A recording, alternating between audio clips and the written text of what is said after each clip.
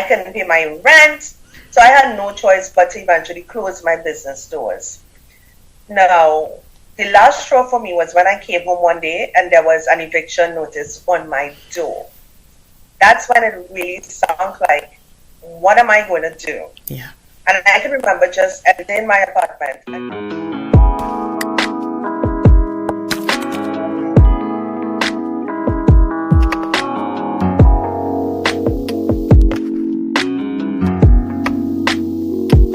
You can do all things with determination, perseverance, and consistency. Welcome to another inspiring episode of Podcast with SHEILA, the podcast that is spreading positivity around the world by sharing inspiring life experiences. Today's guest is the CEO of Women to Women Network, a personal growth and business development company for women who want more out of life. She is a best-selling author and an international speaker. Her success has not always been a smooth journey, and we are here to talk about all of that and more. As usual, we aim to motivate, inform, and inspire you. Hello, Susan, and welcome to Podcast with SHEILA. Hi, Sheila. Thank you so much for having me. It's a pleasure to be here to share with you today. It's an honor to be hosting you today. And like I had mentioned earlier, but for those of us viewing or watching us for the first time, you're trying to move from recorded versions to live versions. So what we're doing today is a blend of the two. Some part of it is going to be recorded, and those of you who can see us live will also be privileged to see it before it airs. Exactly.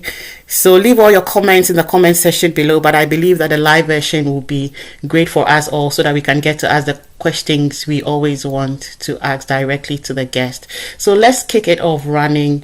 Who is Susan Peters? Where does she come from? The basic background story before we actually kick it all rolling. Susan Peters is a young woman from Trinidad and Tobago, the beautiful Caribbean island of Trinidad and Tobago. She's the eldest of 4 girls. She had no idea that she would have the privilege to one day go from being, I would say, poor, looking back at some of the things I've been through growing up with my family, to now living the life of my dreams, doing what I never thought would have been possible at one point in time. So Susan Peters is a woman who is just breaking barriers, living life on her terms, and encouraging as much women as she possibly can to do the same. Exactly. I like that. I like to be able to live life on my terms. Let's talk about life as a child. What are some of the highlights of that time you can share with us that shaped you into the woman you are today? Oh, the biggest thing was being the eldest of 4 girls. Great. I mean, I have been like a mother to my sisters ever since I was about 6 or 7 years old. I was always taking care of the younger ones, and that does something to you while you were growing up, because all the way, even up until now, everything I do, I still have to think about, what are my sisters going to take away from this? Exactly. Are they going to follow in my footsteps? Is it going to affect them in any way? That's something I had been thinking about all the way growing up as a child, and it's still in me today. But I'm thankful for that, because of that, it kept me on a straight path. It kept me focused on my goals. Because of that, I was able to do good in school. Because of that, I was able to make the right decisions even after finishing school, going to dating, and all those things. I had to consider, okay, what are my sisters going to do? Are they going to say they want to do this too because I did that, even if I do something wrong? So that has been the biggest part of my childhood that got me to the woman I am today. Aside of that, my mom and dad separated at a young age. I was still in primary school. I think you'll call that something like, in the US, I think they call that K9 or K12. I think in the UK, it's primary school also, right? Yeah, it's primary school. Right. I was in primary school when my parents separated. So now I had to play more of a leadership role, as in helping my mother take care of my younger kids. But the way she shifted from being a homemaker to being a woman who now had to get a job, had to take care of 4 girls, and keep them on the right path so that they too can grow up to accomplish their own goals. So those 2 factors played a major role in my life. She's still my biggest motivator. She's still my biggest cheerleader, but she still inspires me even today. So it goes both ways with her and I, but yeah. Wow, I like it from the point you had come from as the eldest siblings, and you had always had it at the back of your mind that you had others looking up to you, and that shaped your life. And I think that as I'm not the eldest, but I'm the eldest of 2 other girls, and I always felt that on my shoulder as a responsibility that they would definitely be towing my lane, and I tried to do my best, and I think I've done the best of it to the best of my knowledge, unless I haven't. But I think they did look up to me, because there were times I would say that, oh, because you were able to do this, we felt that we can do it as well. So I totally agree with you, and I resonate with that. But let's carry on and then take it from at the point where you were age 28, where you had left your corporate to start your own business. What informed that decision? Take us through that. What caused me to want to start my own business? Yeah. Life. I mean, and I'm pretty sure that some of your viewers and listeners can relate to this totally. Yeah. At some point, somewhere along the line, we get to a point in life where we just hate our life. At least that's what happened to me. I got to a point where I hated everything about my life, and I'm not exaggerating. Because prior to leaving my corporate job, I had been in an abusive relationship. When I finally mustered the strength to leave that abusive relationship, and it wasn't just a relationship, it was my husband, my first husband. After finally mustering the strength to walk away from that, I just decided, you know what? I want to start to do things for me, the things I wanted to do. One of those things was to start my own business. I hated my job. However, I ended up in that job because I was trying to do the right thing while growing up. Like I said, I had younger sisters to think about. So I went to school, I got good grades, I got my degree in accounting, I got a really good job as an accounts officer in one of the biggest insurance companies in my country, but I hated it. So once I got that what is the word I'm looking for? Once that fire was ignited in me that I had the power to change my life, I decided that I was going to go all out.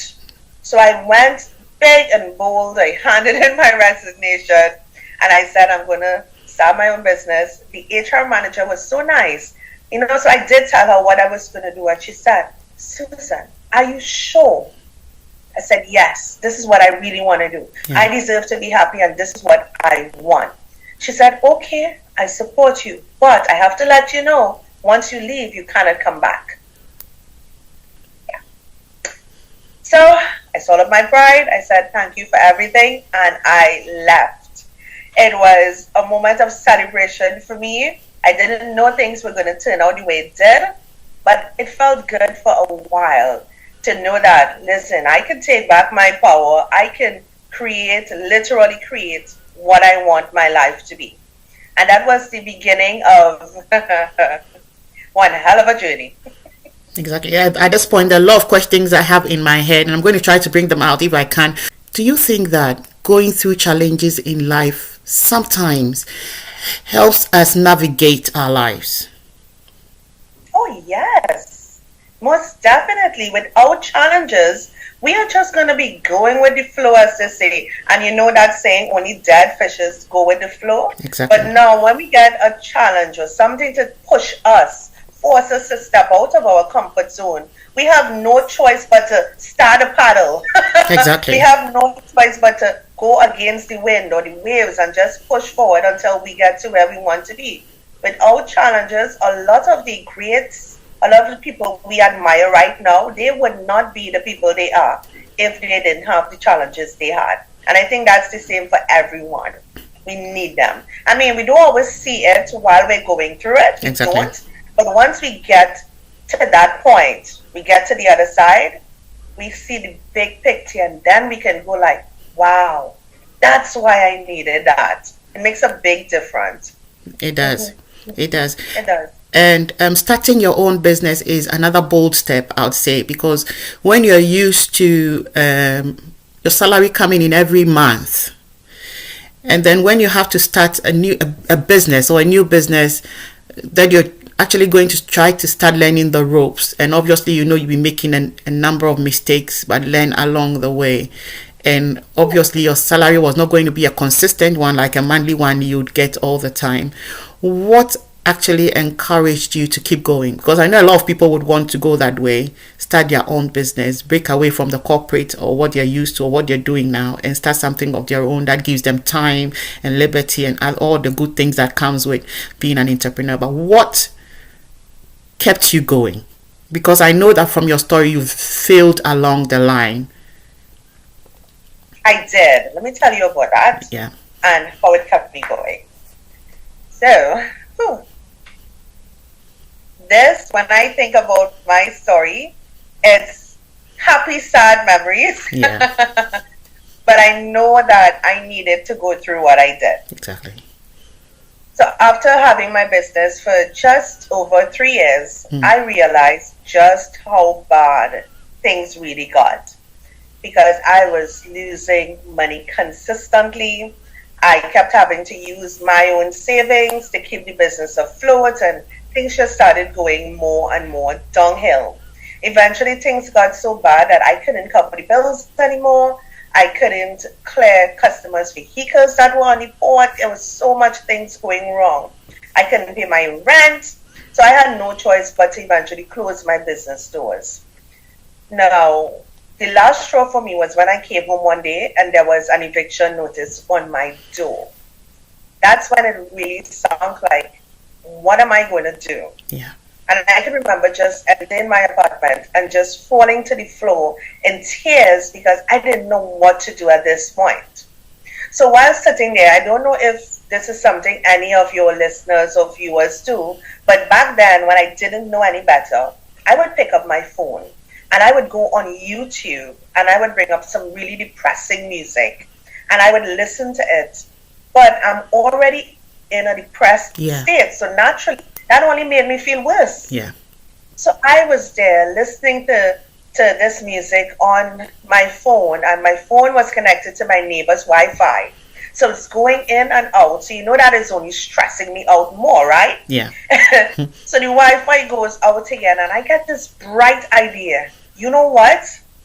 I'm just going to end it. I'm going to take my life. I have nothing to live for. So I decided I'm just going to do it now before I change my mind. And I got up and started to look for pills, and I couldn't find any, which was strange.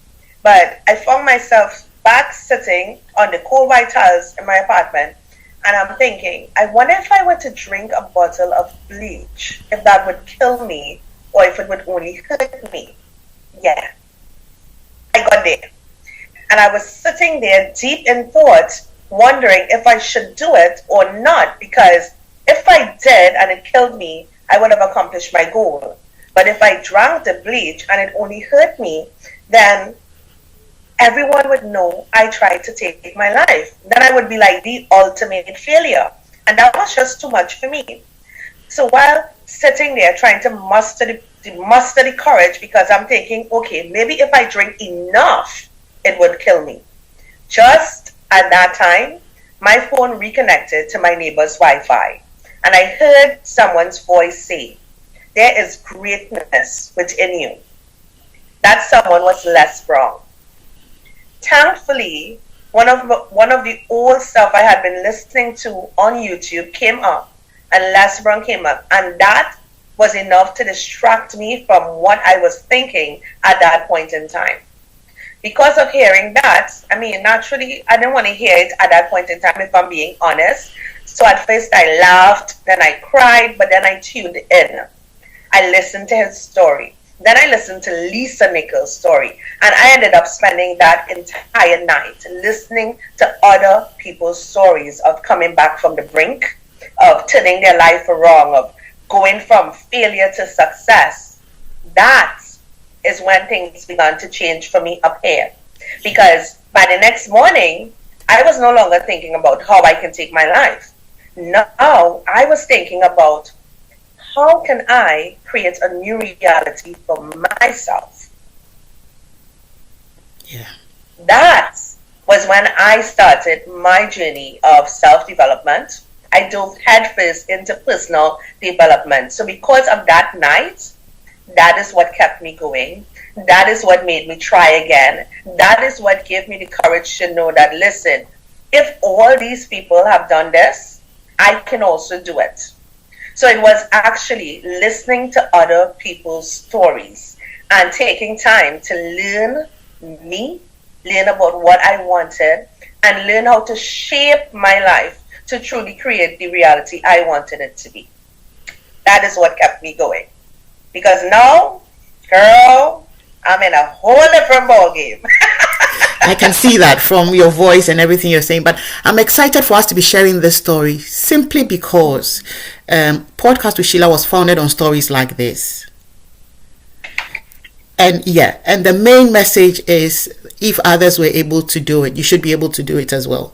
And as you narrated your story at the point where you were considering suicide, I think 12 or 13 years back, that was me.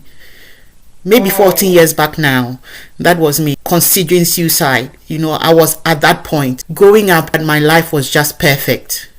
Growing up, the child that had everything she wanted and a plan. I wanted to go to the university at the time. I wanted to go. I did. I wanted to come out as top of my class in the university. I did. I came out as a first class honors. I was that I had everything in place. Now I get to the point where I want to make money, like work and earn a living, and I couldn't even get through those doors with my high grade and with all the qualifications I had. I couldn't get through those doors, and it became very, very frustrating. So I think I came out of the university in 2001, if I'm right, if I remember. No, in 2005. I went in 2001, came out 2005, and for as long as from 2005 to 2010, I had not secured a job for myself, and it was beginning to get frustrating. And it is a long time. So you can imagine the pressure from your family, from your mother, from your father, the pressure from your friends. And trust me, I was the top in my class. So the other friends I had who had started working, bought their cars, built their houses, will intentionally drive by my house and come and show me their cars and all of that. And I remember one of them, I remember vividly well, had drove by my house with her boyfriend, and with this Porsche car. They were telling me they had come from a wedding, and I went out. She called me before she got to my house. I went out of the gate to meet her, and she was telling her boyfriend, oh, this girl, when we were in school, she was the top of a class, but she's not working, in a way as to mock me, kind of. And that was worse for me. And I tried, I tried very, that very. That must have drove a knife. And back home, I'm talking about Ghana now, and I would go to interviews upon interviews, and they'll tell me you did well, but then they don't call me back. And I don't know what I was doing wrong, but I don't think I was doing anything wrong. Now, at a point, my mom had spoken to my grandparents, who had great connections in the country at that time. And one of my grandparents' friends was a board of director on one of the top banks in Ghana. So I was like, if I couldn't get in myself, maybe a connection should be able to get me in now. And that connection I had, I was thinking of, was a top connection, because a board of director could easily put me in the bank. But they wanted me to go through the systems. So I did go through the systems, everything on my own. I passed. I did the entry exam. I passed. I went for the interviews. I passed they started a panel of 10, a panel of 8, a panel of 3, 2, 1. I did all of those interviews. I passed. Then I don't get called. So I was sitting at home waiting to be called, and I don't get called. Then one of my friends who had met at the interview from school called me and said, Sheila, why are you not here? And I said, what's happening? She said, we are doing our orientation. This is our second day. You're not here. What's happening? So I had to call my grandparents to now contact their friend who is the board of director to find out what's happening. Then the friend said, tell her to call the HR, and give me a number to call the HR. And I called the HR, the top HR, head HR, and what he tells me is, young lady, if you want to really work here, you have to come to my office. And straight away, I knew where this was going. Oh. So I didn't even bother. And I was so frustrated. I remember just around that time, I was planning to get married, and my wedding, all of that is another story, So it was like everything I had taps on I was beginning to lose it. And my little sisters who were behind me were rising up, and they were getting, they were beginning to go to places, prosper, do this, do that. And I was beginning to look like a failure. And every time I woke up, the only thing that came into my head was suicide. And I think the first time that it came out of my mouth, I was with my mom, and she wept.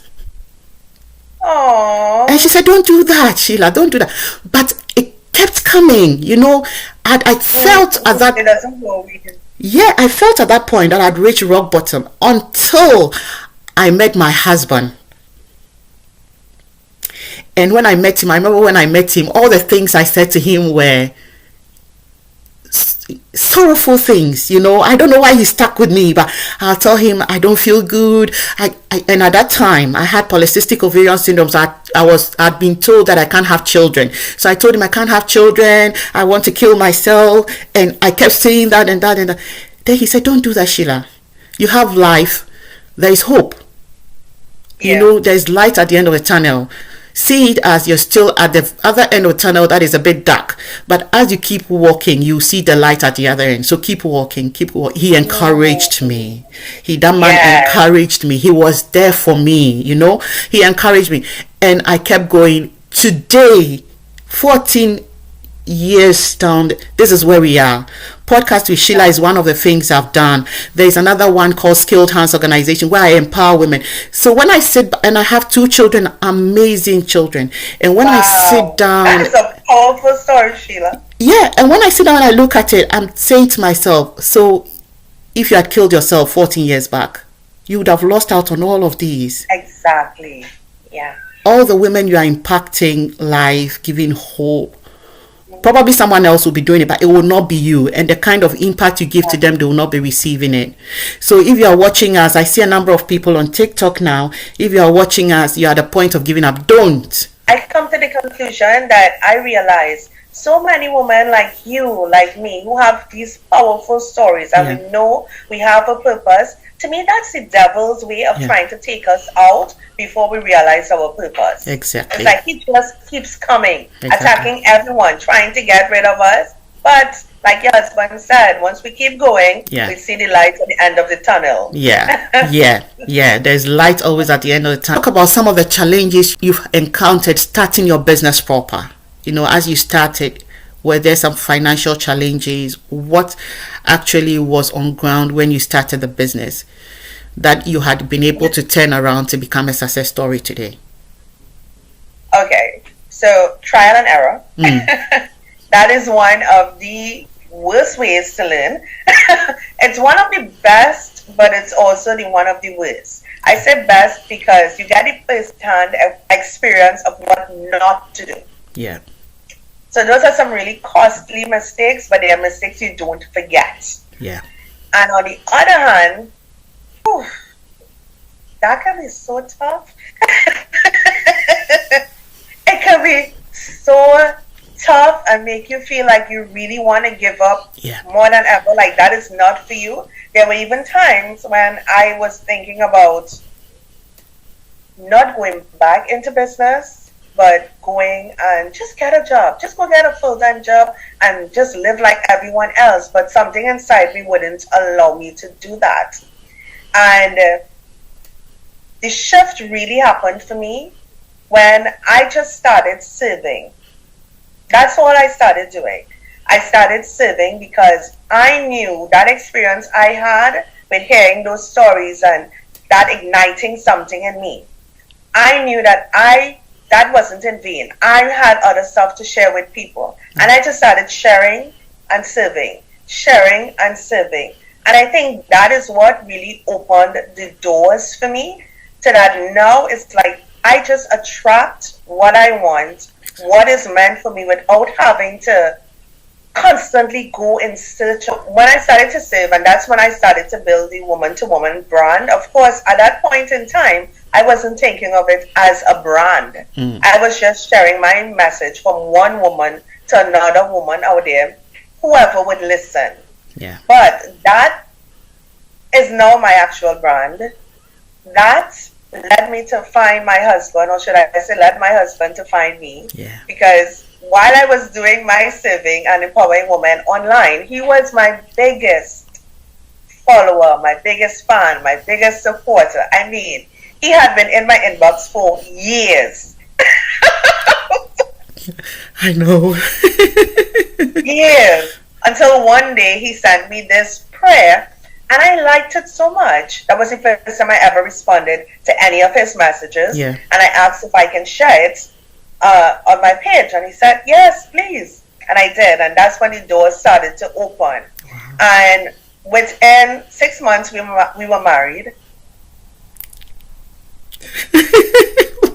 Yeah. Why? Within 6 months. Do you think that is too fast, 6 months? The way you're laughing.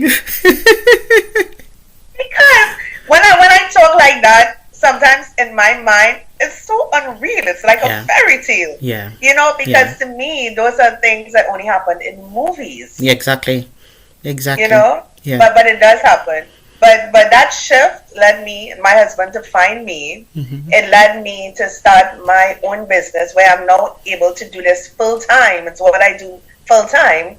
And it has led me to meet so many amazing women all over the world. Wow. All because I made that shift and started to serve people. It was no longer about trying to build a business to make money. It was about serving to make an impact. Exactly. And that's what made the difference for me.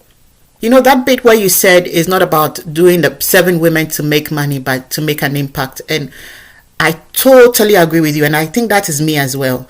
And it takes people who have been through the mills. I hope I'm saying it right. People who have been through the test. People who have been tried to be able to think the way you're thinking. And then when you put yourself out to do something, you put your whole heart out, because you've known where you've been, and you're able to tell how to come out of. And the only thing that keeps coming to you is to be able to help others get out of whatever situation they are in, like to make life better for people. And it takes people who have been there to be able to do this kind of job diligently. So I would say that people like you are the called. I like to put it that way. People who have been called are those who can do that. And I don't know, but from my religious background, this may not go for everybody who is watching, but as a Christian, I believe that sometimes when God wants to put you somewhere, he takes you through some tests to shape you out. He never gives you or puts you in a position where he knows you are not prepared for. So whilst we go through those tests, it means he's preparing us. That is what I've grown to believe. And so, as I go through life, there's so many things I'm having to deal with, especially these days, that when I look back at the life I had before, I believe I wouldn't have been able to go through these trials and these tests if I had not dealt with similar things in the past, because now I know where something is going when I see it. You know, like quite recently I was telling somebody, I met another person, and as the person was chatting, I knew the kind of relationship that will come out of this friendship if I carried on, because I've seen it too many times in the past, you know. So some of these things, when we go through it, it just shapes us for the better tomorrow, if I'm putting it right. And so I like to emphasize here on this podcast that when we are going through our tests, through our trials, we should just cherish it instead of asking, why me? Why me? And I'll say, if it's not you, who should it be? Yeah, why not you? Yeah. would you recommend? Exactly. And it should be you for a reason. And always look at the bright side and know that you're going, yes, it's a test, you're going through it now, but also remember that after every test, there is a reward. Just like in the physical sense, when we write our exams and we pass, we are rewarded. When we go to school and we do well, we are rewarded. Just see it that same way. Yeah. Exactly. And for me, when I go through every test, I realize that there is a next step in life I'm climbing higher to. I don't know. I move from here to here every time. I don't go through a test and stay in the same place. Yeah, it's as though you have to go through that in order to get to the next phase. If you don't go through that challenge, there's no way you can get to that next door. Exactly. So, yeah, it's a step-by-step process for a reason. Yeah, I agree with you 110%. But what I would always also like to add is when you're going through your stuff and you're staying focused, keeping faith, don't give up, write things down, take notes. I used to journal so much. I used to literally write everything down that I knew when my thinking actually shifted, because even my journaling was different. From writing down how depressed and how miserable I was feeling, I was now writing and speaking what I wanted my life to be like as if it already was. Everything I wrote about back then, I have in my life right now. The only thing I don't have is the luxury, but it's coming. Exactly. Is coming because you have a positive mind to it and you're working towards it. So definitely you'll get there. You definitely get there. You definitely get there. Now, I know that you are into public speaking as well. So what are some of the tips you can share with us regarding public speaking? Well, the biggest tip of all, first of all, let me just say, I am a recipient of the prestigious EPSI Award for Excellence in Professional Speaking. Okay? Yay, wow. me. Great. Congratulations. I want to give 2, maybe 3 tips where public speaking is concerned, and all from my experiences. 1, listen to my accent. I have a Caribbean accent. I'm from Trinidad and Tobago. I live in the U.S. I speak everywhere, not just in the U.S. But when I first got started here with public speaking, I felt intimidated because I sounded different. Yeah. I felt intimidated because sometimes I felt like when I speak, people wouldn't understand me. Yeah. And because of that, I kept myself hostage, not wanting to speak out. Until I started to pay attention to what people were actually saying when they heard my voice. Yeah. Oh my God, I love your accent. Oh my God, you sound so sexy. Oh my God, just say something. I just want to listen to you speak. Yeah. And I was like, okay, so I need to shift my focus to that. Yeah. So my first step is don't get caught up in your own head thinking people won't listen to you. People want to listen to you. People want to hear what you have to say. And I hear so many people say they just don't like their voice. They don't like how they sound on audio when they listen to it. But guess what? You don't have to like it. Your audience have to like it. Exactly. So at least give people the opportunity to get familiar with your voice and to connect with you through it. The other thing I would like to share is speakers speak. That's what we do. We speak. So that means whatever opportunity you have to speak, you need to take it. You don't just put together a media kit or a speaker one page and sit quietly waiting for someone to hire you to speak. Oh no. Speakers speak. Speak every day if you can. Start a podcast. Go live on social media.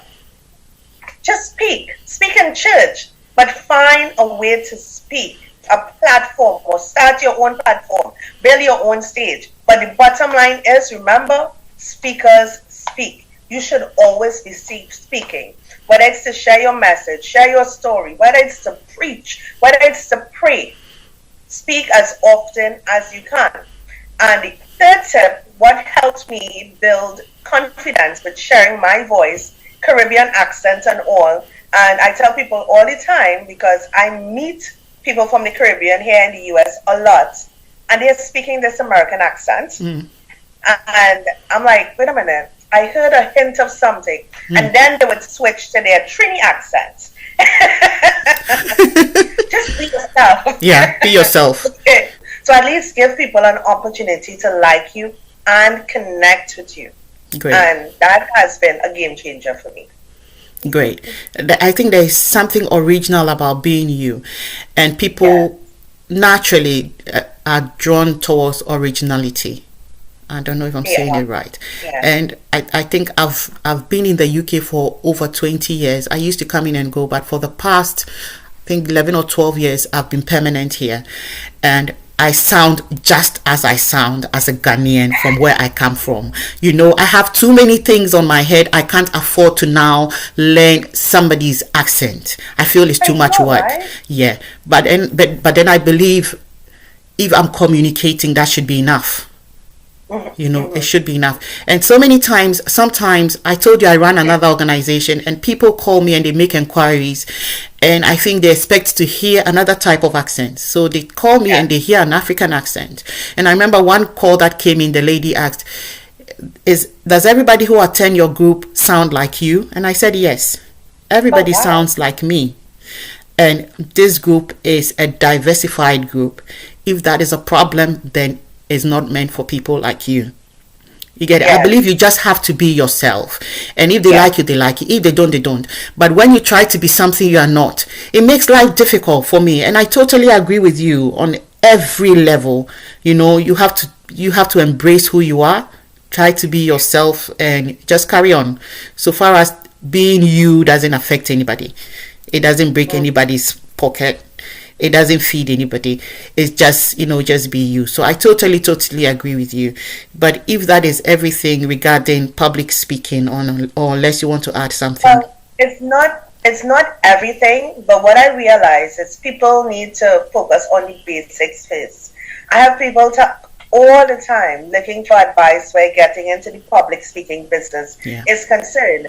But the simple things they still haven't mastered. And if you don't master those things, you would find yourself just going in circles because you would keep having to start over. Yeah. But if anything, the biggest tip I would tell anyone, get a coach. Yeah. Find someone who is doing what they want to do. Anyone who is doing what they want to do that they can connect with and learn from that person. Learn as much as you can from that person. Exactly. A lot. I have accomplished a lot in my journey, but that is because I went all in on myself. When it comes to my goals, I don't play. And even if I try to play, my husband wouldn't allow me to play when it comes to my goals. So I went all in on myself and got what I needed to help me take my business, make it a reality, and live the life I'm living now. So that is the biggest tip of all. Find someone who is doing what you want to do and find out how you can work with that person and learn as much as you can from them.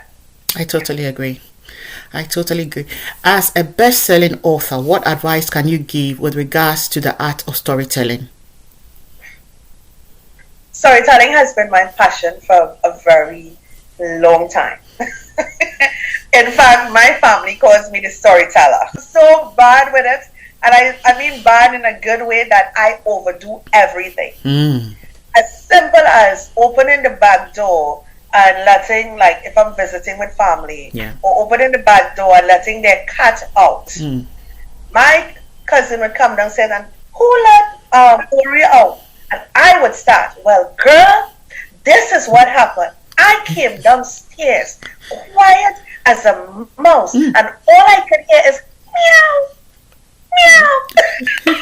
I'm sorry, but I turn everything into a story. It's just fun for me. But the biggest tip where storytelling is concerned is allow yourself to use imagination. I mean, I know as adults it's difficult for us to go back to those days where for kids it's easy. They could fantasize, they could create anything in their mind. But I got back in the habit of doing that when I started journaling years ago. And for me now, it's easy.